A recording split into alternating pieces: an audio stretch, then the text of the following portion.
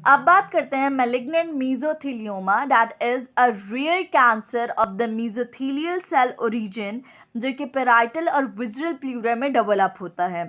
अब ये जो मैलिग्नेंट मीजोथेलियोमा होता है ये सबसे ज़्यादा उन लोगों में होता है जिनके पास हिस्ट्री हो कि वो एस्बेस्टोस से एक्सपोज रहे हो काफ़ी अरसे तक। एस्बेस्टोस एक्सपोजर किन इंडस्ट्रीज़ में मिल सकता है? That is the workers of the shipyard, miners and insulators.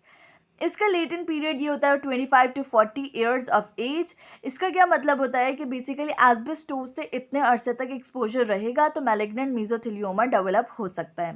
Pathogenesis क्या है इसकी कि जब एस्बेस्टोस फाइबर्स इनहेल्ड होते रहे तो वो मीजोथेलियल सेल लेयर के साथ जाके डिपॉजिट होते रहे, वहीं पे गैदर होते रहे और उसके बाद उन्होंने इतने एक्यूमुलेट हो गए कि वो उन्होंने फ्री रेडिकल्स की डेवलपमेंट, रिएक्टिव ऑक्सीजन स्पीशीज़ की डेवलपमेंट शुरू कर दी, जिन्होंने क्या किया कि डीएनए डैमेज करवाया, उसकी म्यूटेशन करवाई। फ्री रेडिकल्स क्या हैं? डीएनए डैमेज को कॉज करवाते हैं, उसकी म्यूटेशन। तो यही होगा एस्बेस्टोस फाइबर्स की वजह से, and this DNA mutation will lead to the malignant mesothelioma. इसके अलावा हमें इसमें एक जीन की म्यूटेशन मिल सकती है BAP1 जीन की, जो कि इनकोड करता है ट्यूमर सेपरेसर्स को, जो कि इन्वॉल्व होते हैं in the DNA repairing process. उसके बाद बात करते हैं मॉर्फोलॉजी की, तो ये हमारे पास एक्सटेंसिव प्लूरल फाइब्रोसिस और प्लैक फॉर्मेशन मिलती है हमें इसकी मॉर्फोलॉजी में।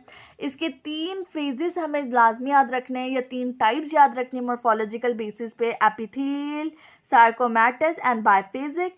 एपिथेलियल मोस्ट कॉमन है और ये एस्बेस्टोस से जितने भी एक्सपोज्ड होंगे अगर उन्हें ट्यूमर हो तो उसमें सबसे ज़्यादा एपिथेलियल मॉर्फोलॉजी मिलेगी हमें, जिसमें क्या होता है कि क्यूबॉइडल सेल्स की प्रेजेंस होती है with small papillary birds lining the tubular या माइक्रोसाइटिक स्पेसेस।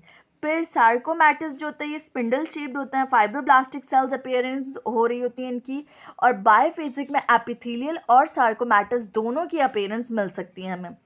ऑटोप्सी जब होगी ऐसे पेशेंट की तो उसमें हमें क्या मिलेंगे? इन शीथेड बाय जो लंग्स होंगे वो इन शीद हुए में होंगे by a yellow white firm variable gelatinous tumorous mass.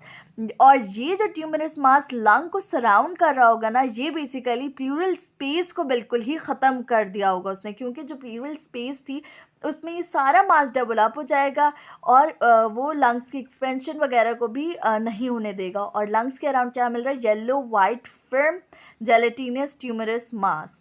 तो यहाँ तक हमने प्लूरल से रिलेटेड भी टॉपिक कंप्लीट कर लिया।